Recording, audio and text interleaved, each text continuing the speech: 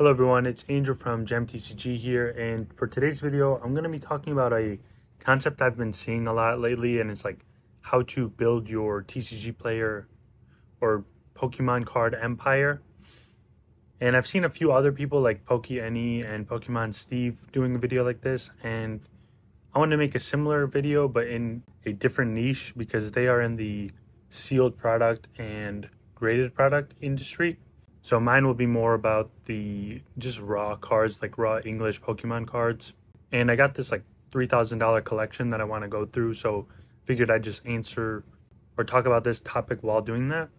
And if you're new here, I do have a Patreon and the link is in the description if you need help growing and starting your eBay and TCG player stores. So check that out if you're interested. But let's get on to this collection. So right now I am waiting for this. I've been in the waiting line for I think it's the Destin's Rivals set. It just got released and I've been in the queue for like an hour right now. So I'm just seeing if I can get in or if not. And I'll be going through a bulk and overall collection while doing this. The cards are in here. There's more cards, but the rest is just bulk, so I don't want to bore you guys going through that right now. And overall, this collection was like $2,700, I think, if I remember correctly. And let's see.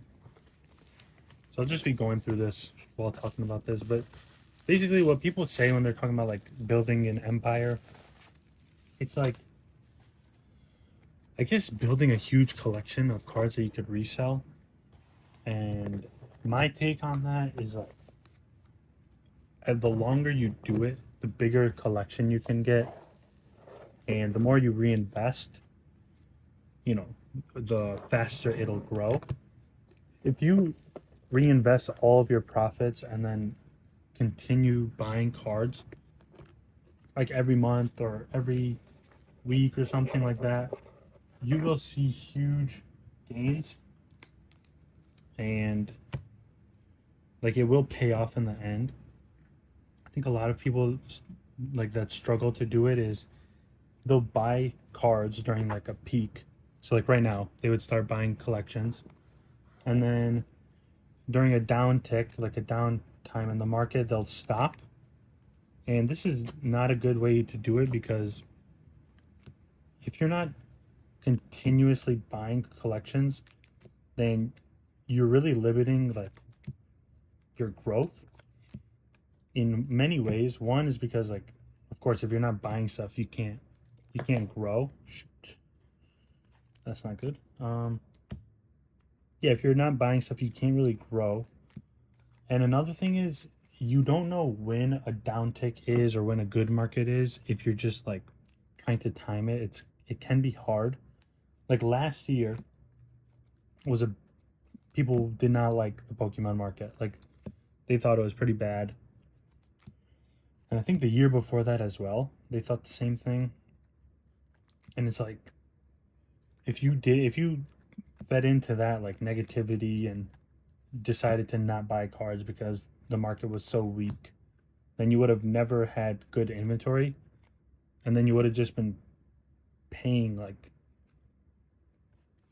or like you wouldn't have been building up your inventory while the market was down. And then if you look at it now, people are really liking the market, but of course that comes at a cost because cards are super expensive now. So you have to be able to buy stuff when the market is down and when there's fear in the market, and try not to let like your emotions control you or fear to prevent you from buying stuff, because the best time to buy is when things are down. And it's a lot easier said than done, but if you can get yourself to do that, then like you will be very successful with this, and you will grow at a very quick rate compared to if you only bought during like peak markets or when the people are really in favor of the Pokemon market. Because like even for me, I was Sorry, one sec. I was buying collections left and right last year, and it took me a super long time to sell them because the market wasn't good and there wasn't a huge amount of demand. But then you get blessed with like a market like this and you make, 30K in sales per month for the last 3 months. And that wouldn't have happened if I didn't buy collections during a down market and reinvest all of my profits. Because as many of you know, I started this with $500. Like, I started it during college, like right when I started college. I didn't have a high budget, and I just had like a few cards in my collection. They were all like bulk junk cards. So it's not really like I had, it's not like I was sitting on some base set Charizards or something crazy. I literally had, it was like a jungle Pikachu, a base set Charmander. All of them were like heavily played. So nothing really good, but it did help because it gave me something to start with, even though it wasn't like high value. And then from there, I just learned how to, sell stuff online. I started with Facebook Marketplace, went to TCG Player after that, and then kept growing. And then I went to eBay once I realized like how important it is to have everything automated. And the only reason why I was able to grow and scale my inventory was because every sale I made went directly into the business. And I even had a separate business bank account so that I can like make sure that I don't mix the funds together. Because it's pretty easy to like, when you're first starting off and you get $100 sale, to then take that $100 and just spend it on something that you want. Maybe get like like a shirt or something cool that you want.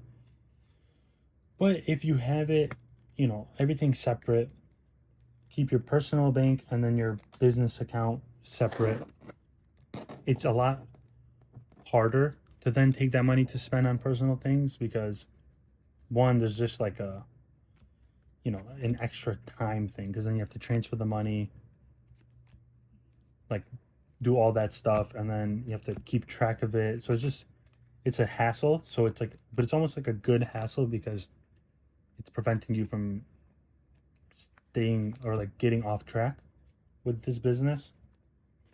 So that's a big thing. You got to keep your funds separate. And I'll make a video soon on like how to make a business account and like a business bank account. So I'll make that soon so you guys can learn. But yeah, basically you just keep everything separate. Every time you make a sale, have it deposited in your account and then only use that money for the business. Don't use it for anything personal. Maybe once you get to a certain scale, you could start buying stuff that you want. Like I got to a point where I can comfortably take out like a few $100 a month or something. Even sometimes let's say $1,000 a month. But in the beginning, I was never touching the money that I made. And I probably didn't do it for like the first few years. Like I didn't take out money. And I can honestly say that if I did take out money, I would not have been to this point. It's very easy to spend on like stuff you don't need. And it's very hard to keep like stay consistent and stay disciplined with the money you make. Especially another thing is when you're buying stuff, let's say I bought a card for $10 and then I sold it for $30. When I see that 30 hit my bank account, it's easy to think like, oh, I have $30. I just made $30. But then you have to think about it further and be like, wait, but I just spent $10 on this card. I spent like $4 shipping it. And there's just a bunch of other expenses that you don't see in the payouts. So not every dollar you make is profit, if that makes sense. So then if you keep it separate again, it's easy to just like stay disciplined in that way. But I don't want to talk too much about the bank thing. It's important, but once you get it set up, it's like very easy to just maintain. This one's pretty cool. And then let's see what else. Yeah. So what you want to do as well is not get too emotional with the cards you get and get too connected with them. A lot of people comment on the videos and they say, what do you do with cards that you don't want to sell, or cards that are in your collection, or something like you think it's going to be valued higher later on? And the main thing I tell them is, like, it's great to have a collection, but if that's preventing you from growing your business, then I think you need to learn how to, stay, like, keep them separated. And you don't want to be getting too involved with your cards, because even in my, like, I've never been a huge collector, but I do like certain cards. And in the beginning, there would be times where I would get, like, let's say $100 card, and then I would sit on it and not sell it, simply because I just like the card and I think it's undervalued. And like, if I were to do that right now, it would be a different story. But when I was doing it, I didn't have that much money to play with. So locking up $100 card and then not selling it is pretty, like, bad for the business. So what I advise people to do is just, instead of holding on to it and just not even listing it, the thing I would say is to just list it, but do it for like double the market price. So if it's like $100 card, just list it on eBay for $200, and if it sells, that's awesome, because then you just you sold something for double the price that you could have. And if it doesn't, then you get to keep it in your collection for longer and you get to enjoy that card. So I think that's probably the best scenario if you are in that situation.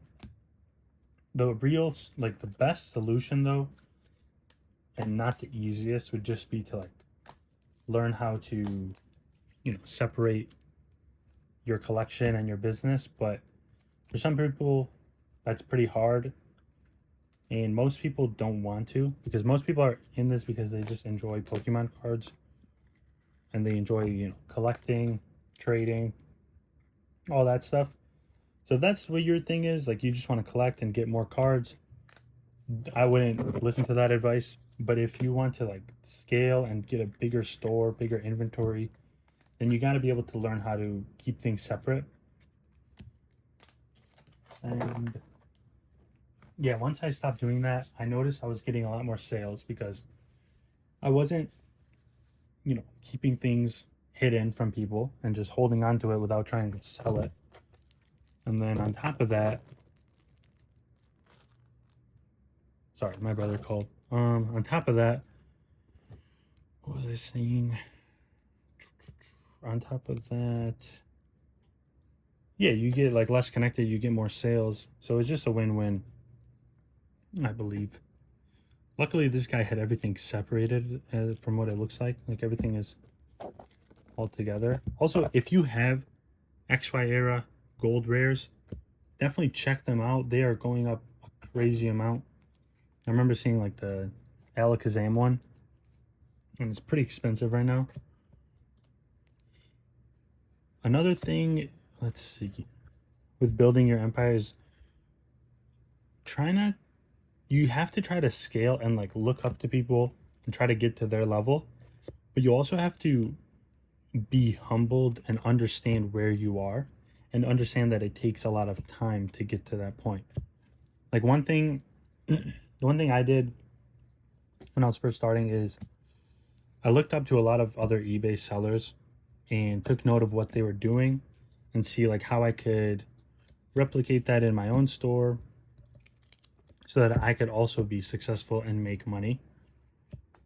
And by doing that, it really does help a lot, because one, you're learning from people that are already successful, and then two, you are doing things in a proper way. Like, you're not learning from someone that doesn't know what they're doing, because that's pretty easy, like an easy trap to fall into, is listening to people that are loud. I think they say it's like loud and wrong, or confident and wrong. And it's like those people that they sound like they know what they're doing, but then when you think about it and actually listen, they really don't. And they're just saying stuff to sound smart. So try not to, fall for that. This card is sweet. Yeah, this one is cool too. I haven't seen one of these in a while. Yeah, try not to fall into the trap of like listening to people that sound like they know what they're doing and don't have much proof.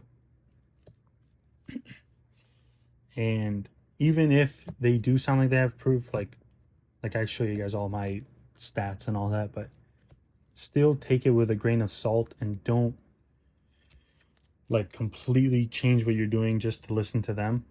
Because I've fallen for that a few times. Like I'll listen to people that are ahead of me and try to copy what they're doing. But like I've talked about this in another video actually. It doesn't always work. And what works for them may not work for you and vice versa. So try to build your own path, but take advice from others. And keep growing, keep building your inventory. And don't get too emotional. I think emotions is the biggest thing, honestly, because when I'm talking to, like, I talk to a bunch of people every day in this industry, whether I'm buying from them or selling to them, stuff like that. And one thing I do notice with a lot of people that are not ahead is that they are way too emotional and they don't know how to like think of things logically rather than emotionally. And I think it really holds them back because like I'll try to, for example, I would buy something from someone. Let's say it's like a $8,000 collection. And then we'd agree on a price. We're right at the step before I send payment. And then they go, make sure to cover fees or cover shipping, which is like on an $8,000 collection, 3% ship or 3% fees. It's like what? 1% would be $80, I think. So 3% would be like $240. I think that's the math. I'm not sure. You'd have to double check. But anyways, they'll be like, cover that or cover the shipping.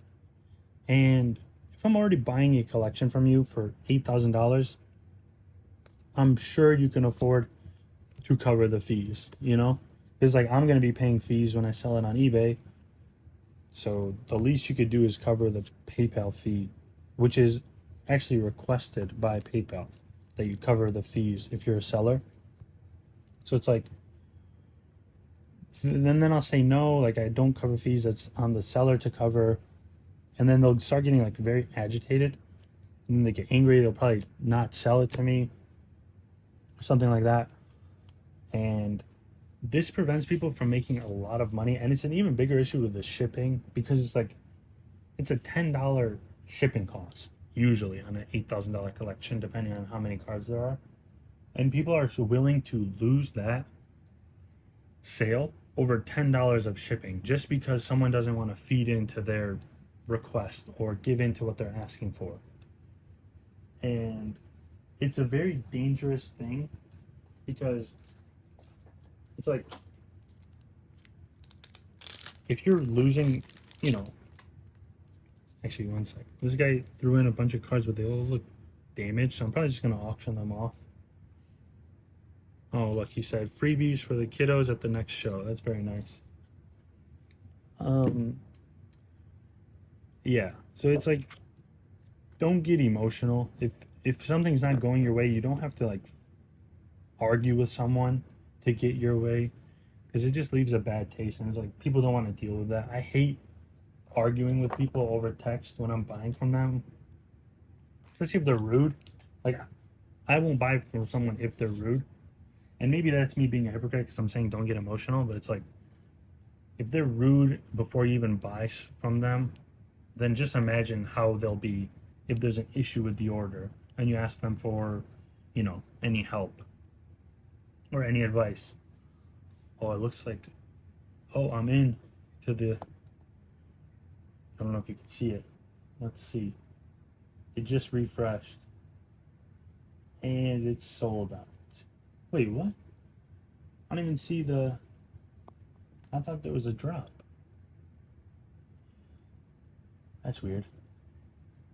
But anyways, I'm gonna go through this more later. I don't have the list ready with me right now, but I will soon. It's on my phone, but I'm recording from the phone.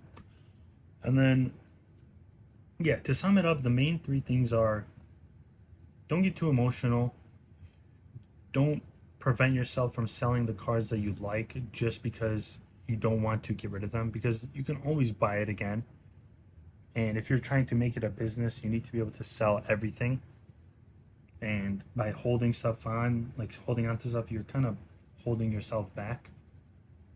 And then another thing, the most important thing from this video that I need you all to take away is that reinvest all of your money back into the business. Always buy inventory, even when there's a bad market, because this card is probably like $100 right now. Last year it was probably like $50.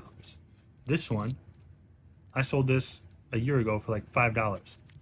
Now it's worth like 30. So you always need to be willing to buy it when there's fear in the market and when people are very negative.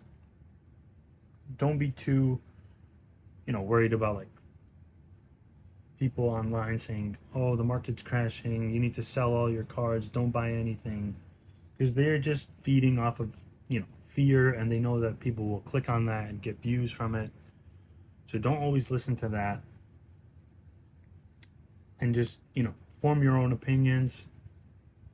Find advice from people that are ahead of you. Listen to it, take the advice, but also try to put your own spin on it to then make yourself different. You can't just copy someone directly to be successful. You need to have your own spin on it, own differentiating things. And yeah, if you continue doing that, always buy more inventory, always reinvest, you will be successful. And even if it takes a long time, you will build wealth. Another big thing that I forgot to mention is that you need to have things automated.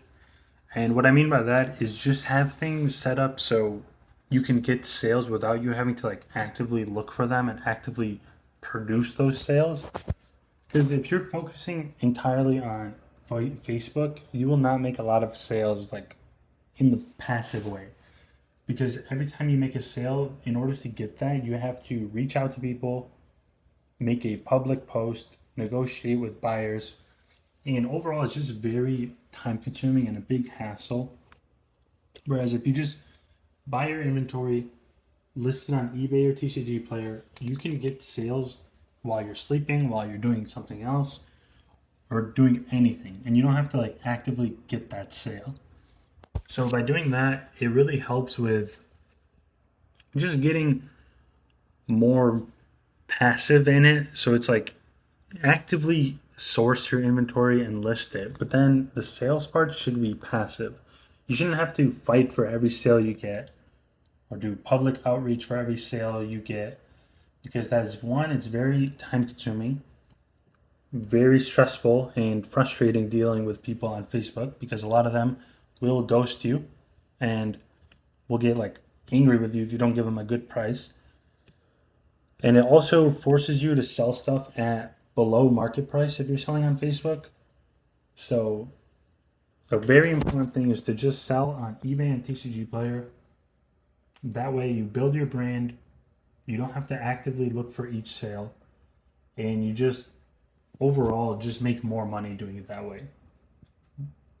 Because another thing is, on Facebook groups, there's maybe 50,000 to 100,000 people in there. Who knows how many are actually active? And it's so easy for your post to get flushed out by everyone else, because so many people are posting that they're selling stuff. And if you do that, the chances of you getting a sale are very low. But if you're doing it on eBay, there's millions of people searching on eBay every day to buy stuff. So the chances of you finding a buyer through that way is a lot higher than through Facebook. And even if you're paying 10%, 13% fees, who cares if you're making, 10 times more sales. You're able to sell it at a higher price. You don't have to put in as much time looking for the sale because they come to you. That's the big thing, is the buyer comes to you on eBay and TCG Player, but you go to the buyer on Facebook.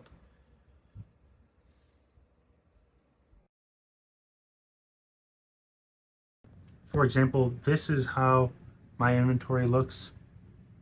It's very messy on the bottom because I need to put those away, but it's like all of these cards, and I started from a shoebox of like 100 cards that I bought like in my first collection. So it can be done. Don't worry too much about like getting there fast, because if you try to rush it, it won't work.